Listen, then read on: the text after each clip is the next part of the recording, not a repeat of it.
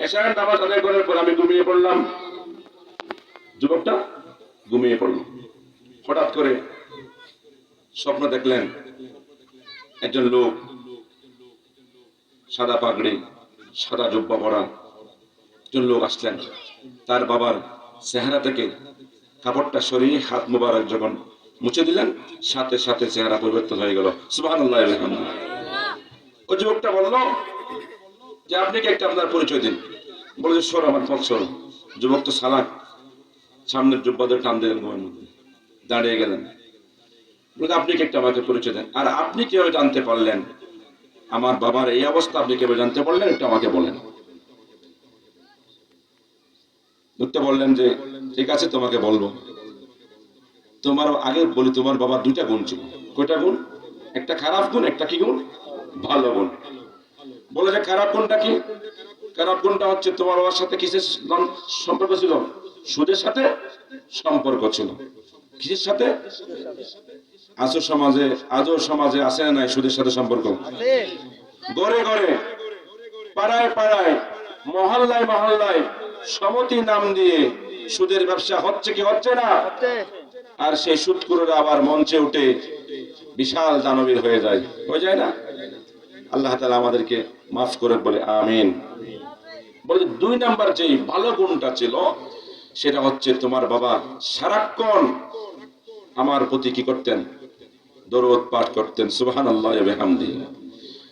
আপনি দলঘাটার এই জমিনে বসে দরুদ পাঠ করেন, আপনার দরুদ ফেরেশতারা আমার হায়াতুন নবী মুহাম্মদ রাসূলুল্লাহ সাল্লাল্লাহু আলাইহি ওয়াসাল্লামের রওজা মুবারকে দিয়ে পেশ করেন।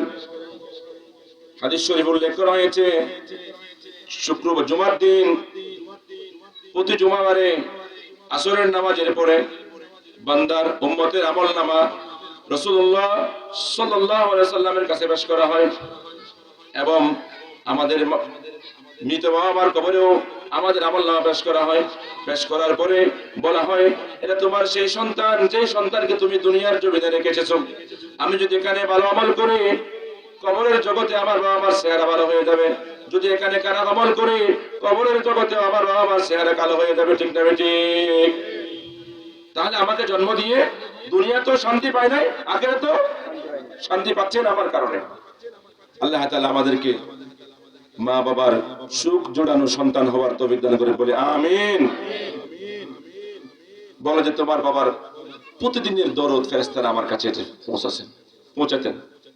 আমি আজকে জিজ্ঞেস করলাম ফেরেশতাদেরকে, হে ফেরেশতারা, যে বান্দা সিরিয়ার সেই মরুভূমি থেকে প্রতিদিন আমার কাছে দরদ পাঠ করতেন আমার প্রতি, আজকে ওই বান্দা দরদ পাঠ করছে না কেন? কি হয়েছে তার? ফেরেশতারা খবর নিয়ে দেখলেন যে ওই লোকটা সিরিয়ার জমিনে ইন্তেকাল করেছিলাম, তার চেহারা পরিবর্তন হয়ে গেছে। নাউযুবিল্লাহি মিন যালিক। বলে আমি মায়ার নবী, দয়ার নবী, রাহমাতুল লিল আলামিন, আমি বরদাস্ত করতে পারি নাই।